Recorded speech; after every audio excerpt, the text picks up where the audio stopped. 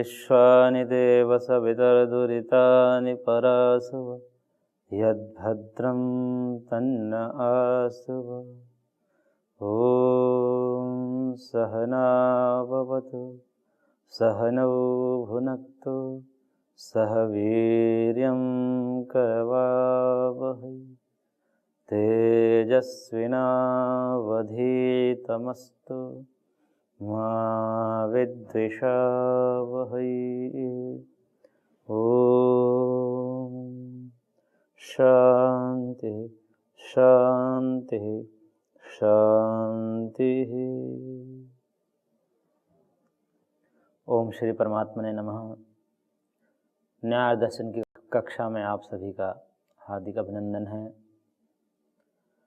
न्याय दर्शन के दूसरे अध्याय के प्रथम आह्निक में हम प्रत्यक्ष परीक्षा प्रकरण पर विचार कर रहे थे। सूत्र संख्या 25 में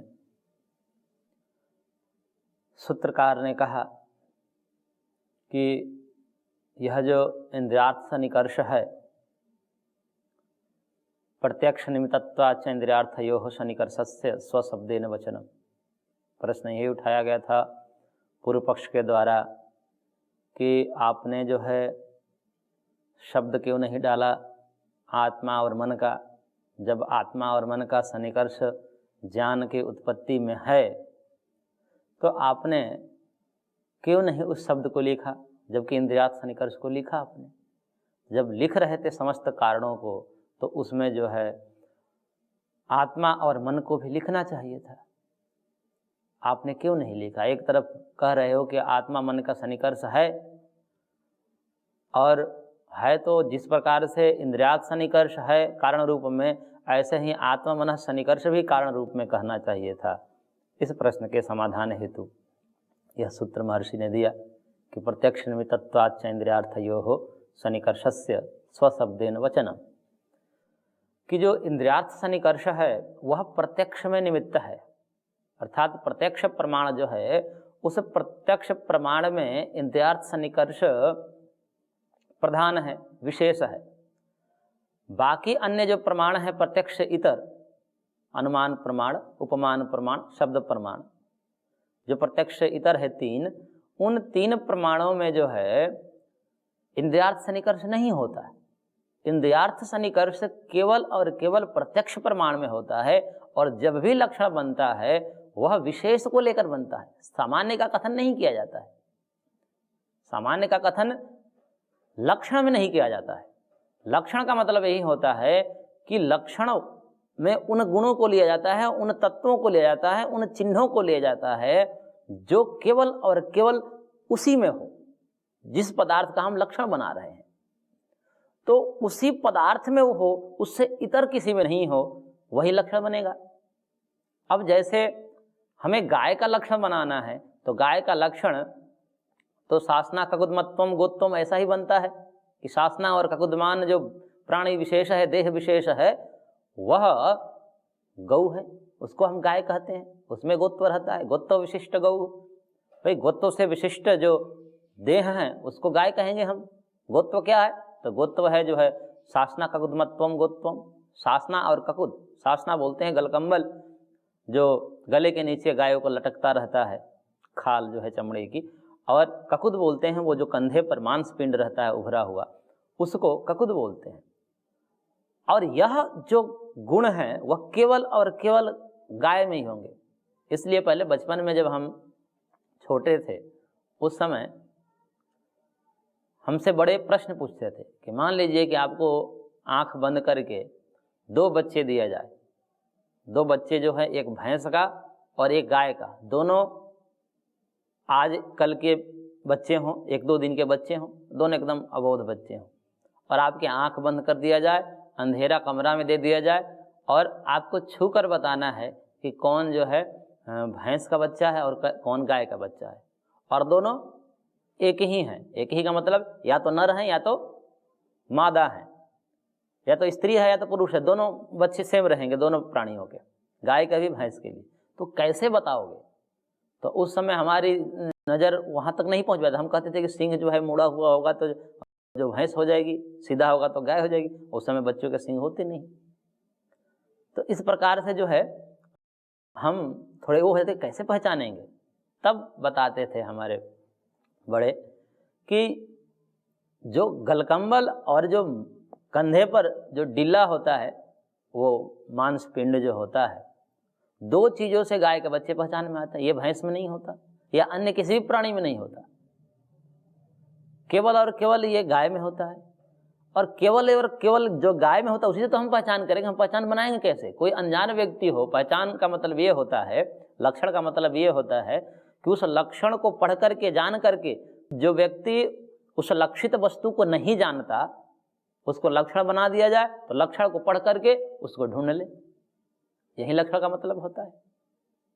अब मान लो कि हमने लक्षण बना दिया, वह लक्षण हमने लक्षण बना दिया, मान लो कि जो दूध देती है गाय या जो 4 पैर वाली है वो गाय है, इस प्रकार के हमने लक्षण बना दिया। जो काली है वो गाय है, इस प्रकार का लक्षण बना दिया। तो 4 पैरों वाली तो और भी जगह मिल जाएगी ये लक्षण, ये भैंस में भी मिल जाएगा, बकरी में मिल जाएगा, घोड़ा में मिल जाएगा। सिंह वाली है तो सिंह वाली भेड़ में मिल जाएगा, बकरी में मिल जाएगा, भैंस में भी मिल जाएगा। चूंकि ये लक्षण गाय में है, फिर भी इसको लक्षण नहीं बनाया जाएगा। क्यों? क्योंकि अन्यत्र इसकी व्याप्ति जारी है, इसका संबंध किसी अन्य प्राणियों में भी है। तो अब जो लक्षण को पढ़ करके जानने वाला व्यक्ति हो तो संशय में पड़ जाएगा। गाय में भी उसको वो लक्षण दिख जाएगा, उससे अन्य में भी लक्षण। तो जो ऐसे, इसको कहते हैं सामान्य लक्षण, जो सब में पाए जाते हैं, इन लक्षण को बोलते हैं सामान्य लक्षण। और सामान्य लक्षण को कभी भी लक्षण सूत्र में नहीं रखा जाता। लक्षण सूत्र में केवल और केवल विशेष लक्षण को रखा जाता है, विशेष गुणों को रखा जाता है। अब 4 पैर होना, सिंह वाली होना, दूध देने वाली होना, ये सब लक्षण और गायों में भी और प्राणियों में भी मिल जाएगी। भैंस में मिल जाएगी, बकरी में भी, भेड़ में भी मिल जाएगी, ऊँटनी में भी मिल जाएगी दूध देने वाली। तो अब इससे गाय की पहचान नहीं होगी, इसलिए वह लक्षण देखा जाता है जो केवल और केवल उसी वस्तु में है, उसी प्राणी में। तब हमारे बड़े जनों ने गाय के लक्षणों को बनाते हुए कहा कि शासना ककुदमत्वम गोत्वम, शासना और ककुदमान जो देह विशिष्ट है वह गाय है। तो लक्षण का मतलब यही होता है कि लक्षण में विशेष का कथन होता है, सामान्य का कथन नहीं होता है। इसलिए महर्षि कह रहे हैं कि हमने जो लक्षण सूत्र बनाया उसमें भी विशेष ही डालेंगे, सामान्य तो डालेंगे ही नहीं, क्योंकि सामान्य से पहचान में ही नहीं आएगा। सामान्य हम लक्षण डाल देंगे और सामान्य उससे अतिरिक्त में भी पाया जाएगा। जब उससे अतिरिक्त में भी पाया जाएगा तो फिर तो पहचान ही नहीं होगी। तो पहचान के लिए क्या करना पड़ेगा? वह लक्षण बनाना पड़ेगा जो केवल और केवल उसी वस्तु में हो। अब प्रत्यक्ष के लक्षण में कह रहे हैं कि महर्षि ने हमने आत्मा और मन का सन्निकर्ष शब्द क्यों नहीं डाला?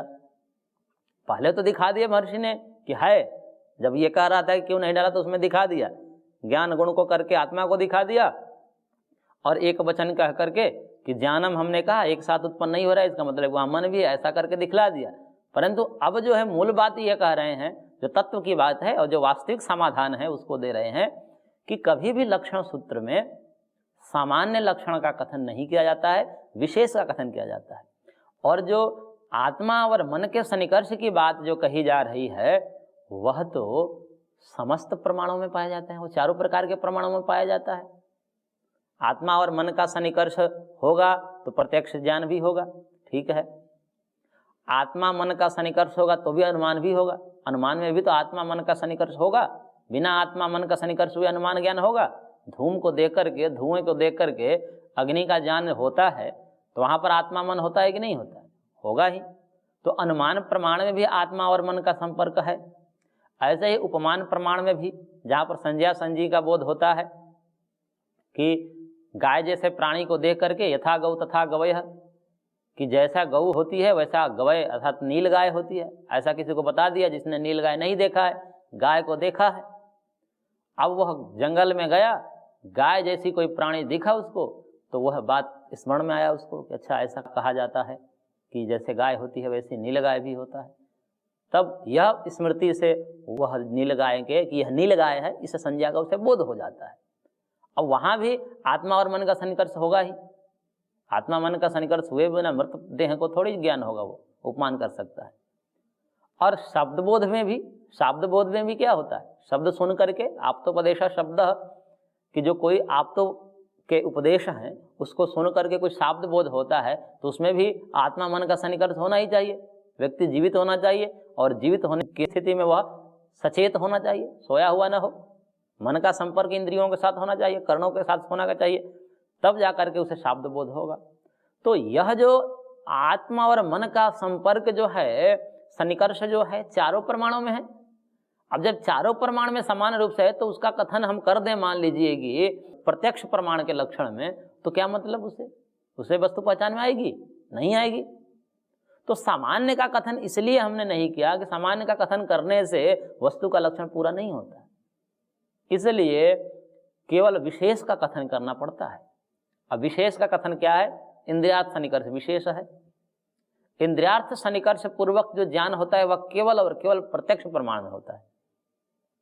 इंद्रिय और अर्थ का संपर्क से जो उत्पन्न ज्ञान है वह केवल प्रत्यक्ष ज्ञान है। अनुमान ज्ञान जैसे है कि हम धूम को देखकर अग्नि का ज्ञान कर रहे हैं, तो अग्नि का ज्ञान हो रहा है ना, हमें ज्ञान किसका हो रहा है? हमें धूम तो प्रत्यक्ष दिख रहा है, परंतु वहां पर ज्ञान होता है अग्नि का।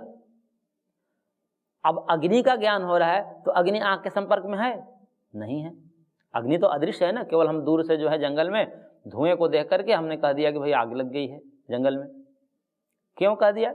व्याप्ति पूर्वक जो भी हमने देखा कि जब जब भी धुएं को देखा है अग्नि के साथ देखा है, तो इस व्याप्ति बल पर, इस संबंध के बल पर, नियत साचार्य के बल पर हमने यह पक्का अनुमान लगा लिया कि यहाँ पर अग्नि है, आग लगी है।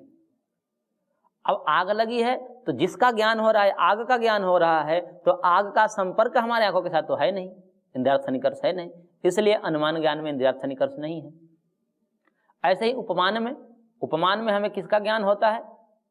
उपमान में हमें संज्ञा का ज्ञान होता है कि यह जो है प्राणी, इसको नीलगाय बोलते हैं। अब नीलगाय जो संज्ञा है वो संज्ञा तो स्मृति रूप है। स्मृति रूप तो आंखों के सामने होगा नहीं, इंद्रियों के साथ होगा नहीं ना। तो जो 5 ज्ञान इंद्रियां हैं उसका संपर्क जो है स्मृति के साथ तो है नहीं। 5 ज्ञान इंद्रियां हैं, इंद्रियार्थ सन्निकर्ष में तो 5 ज्ञान इंद्रियां और उसके 5 अर्थ विषय, रूप रस गंध शब्द स्पर्श आदि, इसी के संपर्क से जो उत्पन्न होगा उसी को हम कहेंगे इंद्रियार्थ सन्निकर्ष।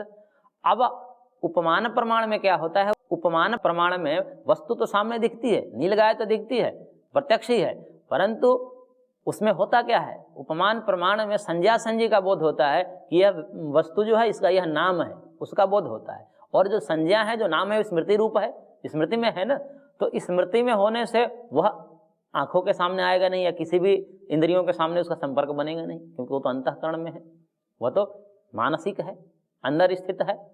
अंदर स्थित है वह जो है बाहर कैसे आएगा? तो वहां भी इंद्रियार्थ सन्निकर्ष नहीं बनेगा। और ऐसे ही शब्द प्रमाण में भी जिस विषय को समझा जाता है, जाना जाता है, वह हमारे आंखों के सामने थोड़ी रहती है।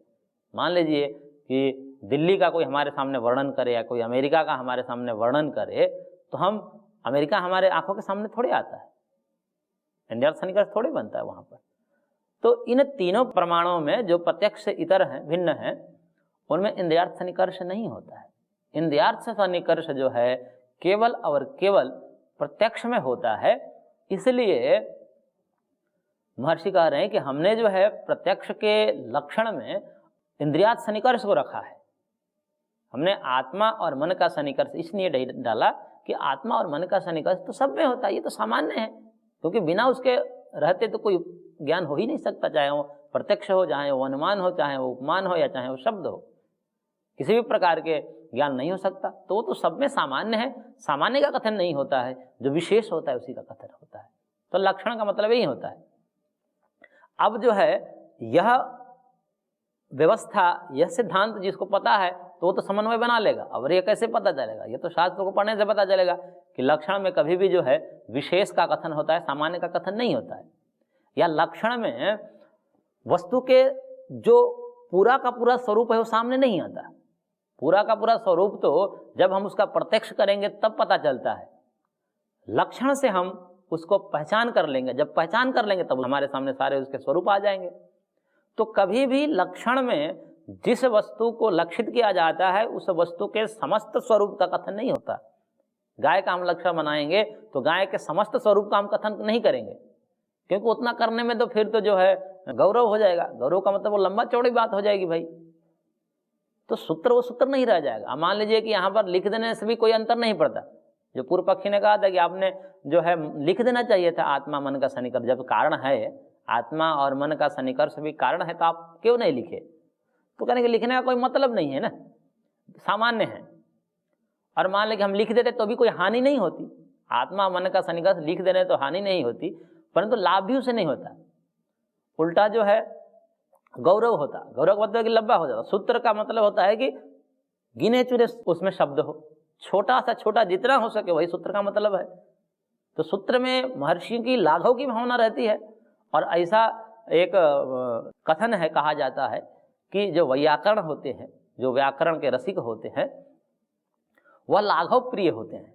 लाघव प्रिय का मतलब कि जितना से जितना छोटा हो, व्याकरण में ये होता है कि जितना जितना छोटा हो जाए। इसलिए कहते हैं कि किसी भी प्रकार से, किसी भी सिद्धांत से, किसी भी सूत्र से, पाणिनीय सूत्र से, व्याकरण के किसी भी नियम से यदि संस्कृत में एक मात्रा की भी कमी हो जाए तो कहते हैं कि व्याकरण लोग जो है, व्याकरण पढ़ने वाले पुत्रोत्सव मनाते हैं। पुत्रोत्सव में जितनी खुशियां होती है ना उतने मनाते हैं, क्योंकि एक मात्रा की कमी आ गई। तो कमी आई ना, कुछ तो लाघव हुआ। इसलिए अब इंद्रियार्थ सन्निकर्ष भी डाल देते तो क्या मतलब उसका? सूत्र सूत्र नहीं जाता, झुटमुट का लंबा हो जाता। जब आत्मनः सन्निकर्ष डाल देने का कोई मतलब नहीं, इंद्रियार्थ सन्निकर्ष से ही जब काम चल रहा है तो आत्मनः सन्निकर्ष डालने का क्या मतलब? झुटमुट का लंबा होता। इसलिए महर्षि ने कहा कि इंद्रियार्थ सन्निकर्ष जितना से काम चल जाए उतना ही रखना सूत्र है, उससे अलग रखने का कोई मतलब नहीं है। वह सूत्र सूत्र ना होकर के कुछ और हो जाएगा तो फिर भाष्य हो जाएगा। इसलिए महर्षि ने कहा कि लक्षण सूत्र में विशेष की चर्चा होती है, सामान्य की चर्चा नहीं होती है। अब यह सिद्धांत दर्शन पढ़ने वालों को पता है, परंतु कभी कभी क्या होता है कि खंडन करने के लिए किसी प्रकार से खंडन करना होता है और अपने सिद्धांत के, अपने संप्रदाय के, अपने मत के चलाने के लिए किसी प्रकार से उसके सामने प्रश्न आता है, उसको खंडन कर दिया जाता है। जैसे दर्शनों में जो मुक्ति की परिभाषा है, मुक्ति की परिभाषा है तदत्यंत विमोक्ष अपवर्ग, न्याय दर्शन में भी कहा है। तद अर्थात उस दुख की आत्यंतिक निवृत्ति हो जाना, विमोक्ष हो जाना, अपवर्ग है अर्थात मोक्ष है, मुक्ति है। और इसमें आक्षेप यह लगाया जाता है, तथाकथित कुछ सांप्रदायिक लोग ऐसा लगाते हैं कि जो इन दर्शनों की मुक्ति है, खासकर से न्याय दर्शन की, सांख्य दर्शन की, सांख्य दर्शन में भी कहा है अथ त्रिविध दुखात्यंत निवृत्ति अत्यंत पुरुषार्थ, कि त्रिविध दुखों की आत्यंतिक निवृत्ति वो ये पुरुषार्थ है, वही मोक्ष है। और तदत्यंत विमोक्ष अपवर्ग, कि उन तीनों प्रकार के दुखों की आत्यंतिक निवृत्ति हो जाना मोक्ष है, अपवर्ग है। न्याय दर्शन में महर्षि गौतम ने भी कहा है। तो इस पर कुछ लोग आक्षेप लगाते हैं कि यह जो दर्शन है, चाहे महर्षि गौतम का दर्शन है या महर्षि कपिल का दर्शन है, इसमें मुक्ति में जो है सुख ही नहीं है, आनंद ही नहीं है। हमारी मुक्ति में तो आनंद है, हमारी मुक्ति में तो सुख है, इस प्रकार का कथन करते हैं और ये आक्षेप लगाते हैं कि क्योंकि कहा ही नहीं, और सचमुच में नहीं कहा है। आनंद की प्राप्ति मुक्ति नहीं है ऐसा नहीं कहा है, दुख की निवृत्ति को मुक्ति कहा है।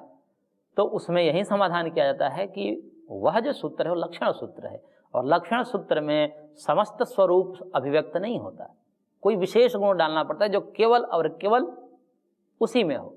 अब मान लो कि मुक्ति में दे दे, मुक्ति का स्वरूप बता दे, लक्षण बता दे कि जिसमें आनंद की प्राप्ति होती है वो मुक्ति है। अब मान लीजिए किसी को विषयों में आनंद की प्राप्ति आ रही है, किसी को इंद्रियों के भोग में जो है आनंद की प्राप्ति होती है, वो उसी को मुक्ति मांग लेगा, फिर तो सारा तामझामी खत्म हो जाएगा। फिर तो मुक्ति क्या, मुक्ति रह गई तो भुक्ति हो गई, भोग हो गई। अब उसमें कितना भी हम विशेषण डाल दे कि अतिशय आनंद की प्राप्ति मुक्ति है, यदि ऐसा हम लक्षण बना दे मुक्ति की, तो पांचों इंद्रियों में जिस इंद्रियों में अतिशय आनंद की प्राप्ति होगी उसे कह देगा व्यक्ति कि यह जो है मुक्ति है। देखो महर्षि ने ऐसा ही कहा है। इसीलिए महर्षियों ने मुक्ति की परिभाषा में, मुक्ति के लक्षण बनाने में इस प्रकार के लक्षण नहीं कहा कि आनंद की प्राप्ति होना मुक्ति है या अतिशय आनंद की प्राप्ति होना मुक्ति है, क्योंकि ऐसा ये कर देते तो फिर यह जो भोगी लोग हैं, जो इंद्रियों में ही सुख देखते हैं और इंद्रियों में सुख मिलता ही है, तो स्वाभाविक है, सबको अनुभूत है।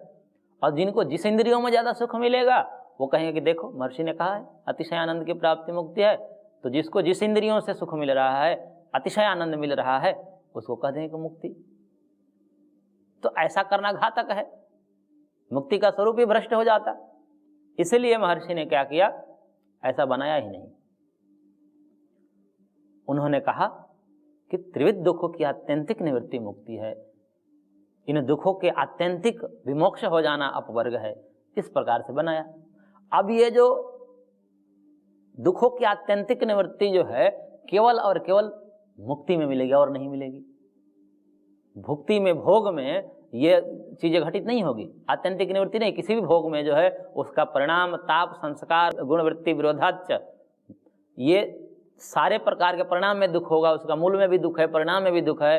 तो जहां भी ऐन्द्रिक सुख है, सांसारिक वैषयिक सुख है, वहां पर दुखों की निवृत्ति नहीं मिलेगी। निवृत्ति भी मिलेगी तो आत्यंतिक नहीं मिलेगी। इसलिए महर्षि ने इस विशेष गुण को पकड़ा और उसको अपवर्ग का लक्षण बना दिया, मुक्ति का लक्षण बना दिया। अब इसमें जो है आनंद की प्राप्ति को कहना कोई जरूरी नहीं है। क्यों? क्योंकि फिर लंबा पड़ जाएगा, फिर उस सूत्र का सूत्रत्व खत्म हो जाएगा। इसलिए महर्षि ने ऐसा नहीं किया। तो यह सिद्धांत होता है, कभी भी लक्षण बनाया जाता है, उस लक्षण में विशेष गुण का कथन होता है। इसी भावना से भावित होकर के महर्षि ने प्रत्यक्ष प्रमाण में इंद्रियार्थ सन्निकर्ष को ही बताया और उसी को पढ़ा, शब्दशः पढ़ा, शब्द को नाम लेकर पढ़ा, और आत्मा मन के सन्निकर्ष को नाम लेकर नहीं पढ़ा, क्योंकि उसकी आवश्यकता नहीं थी। वह सामान्य रूप से सब में होता ही है, सब प्रमाणों में होता है। इसलिए जो सामान्य होता है उसका कथन नहीं होता लक्षण में, विशेष होता है उसी का लक्षण होता है। इसलिए महर्षि ने कहा कि प्रत्यक्ष निमित्तत्वाच्च इंद्रियार्थयोः सन्निकर्षस्य स्वशब्देन वचनम, अर्थात स्वशब्द का मतलब है कि नाम लेकर के कथन करना, अपने उसके नाम लेकर के कथन करना। जैसे इंद्रिय और अर्थ का नाम लेकर कथन किया गया है लक्षण सूत्र में, आत्मा और मन का नाम लेकर नहीं किया गया है। तो कहते कि नाम न लेने का तात्पर्य यही था, इंद्रिय और अर्थ का नाम लेने का तात्पर्य यही था कि वो विशेष हैं, और आत्मा और मन को जो है नाम से नहीं वहाँ पर कहा गया, उसका शब्द नहीं डाला गया है सूत्र में कि वह सामान्य है। इस प्रकार से महर्षि ने समाधान किया। और आगे भी एक बात कह रहे हैं महर्षि आगे के सूत्र में कि सुप्त व्यासक्त मनसाम चेन्द्रियार्थयोः सन्निकर्ष निमित्तत्वात्, सुप्त व्यासक्त मनसाम चेन्द्रियार्थयोः, सुप्त और व्यासक्त मन वाले का, सुप्त मतलब जो सोया हुआ है, जो गहरी निद्रा में हो, जिस निद्रा में स्वप्न भी व्यक्ति नहीं देखता, उसको सुप्त या सुषुप्ति अवस्था बोलते हैं। उस अवस्था वाले, या व्यासक्त, व्यासक्त का मतलब किसी एक विषय में दत्तचित्त हो गया। दत्तचित्त का मतलब अत्यंत एकाग्र हो गया, एक विषय में, किसी एक विषय में वह अत्यंत एकाग्र हो गया, उस स्थिति को व्यासक्त बोलते हैं। तो ऐसे व्यक्ति जो सुप्त हो या व्यासक्त हो, किसी एक विषय में दत्तचित्त हो गए, एकाग्र हो गए, तन्मय हो गए, लीन हो गए, ऐसे अवस्था वाले। तो इन दो अवस्थाओं को बताया। इन अवस्थाओं में जो ज्ञान होता है वह इंद्रियार्थ सन्निकर्ष पूर्वक ही होता है। इसलिए भी प्रत्यक्ष ज्ञान जो है, प्रत्यक्ष में जो उत्पन्न ज्ञान है, उसमें इंद्रियार्थ सन्निकर्ष विशेष होता है। उस इंद्रियार्थ सन्निकर्ष को विशेष बतलाने के लिए सूत्र दिया। जैसे हम सोते हैं, कभी कभी क्या, रोज सोते हैं। जब हम सोते हैं तो जो जगने की प्रक्रिया क्या है, क्योंकि सुषुप्ति में जब स्वप्न भी नहीं देखते उस समय तो कुछ ज्ञान ही नहीं होता हमें किसी भी प्रकार का। स्वप्न में तो चलिए ज्ञान होता है, परंतु सुषुप्ति में किसी भी प्रकार का ज्ञान नहीं होता। अब उसके बाद जो जगना होता है वह कैसे होता है? वह जगना जो दो प्रकार से होता है। एक तो आत्मा संकल्प लेकर सोवे कि मेरे को सुबह जो है ट्रेन पकड़नी है, जब ट्रेन पकड़नी है तो उसके प्रबल संकल्प से जो है समय से पहले पूर्व नींद खुल जाती है। अब यहाँ पर तो आत्मा ने मन को प्रेरित किया, क्योंकि आत्मा ने संकल्प कर रखा है, तो उस संकल्प शक्ति के बल पर वो मन को जगा देगा, और मन जब जग जाएगा तो इंद्रियों के साथ संपर्क कर लेगा, इंद्रियों के साथ संपर्क करेगा तो व्यक्ति जग जाएगा, और जब जगेगा तो सारा ज्ञान हो ही जाएगा। यह एक व्यवस्था है।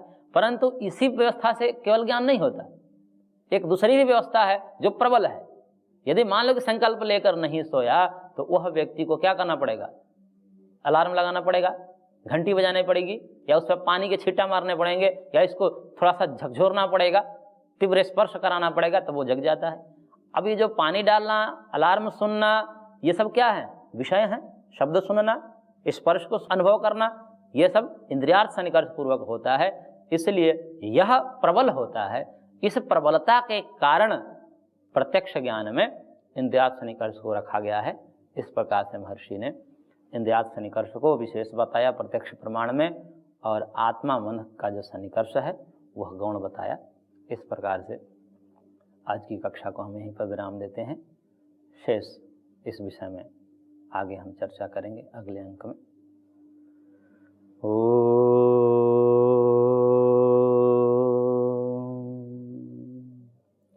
शांति शांति शांति।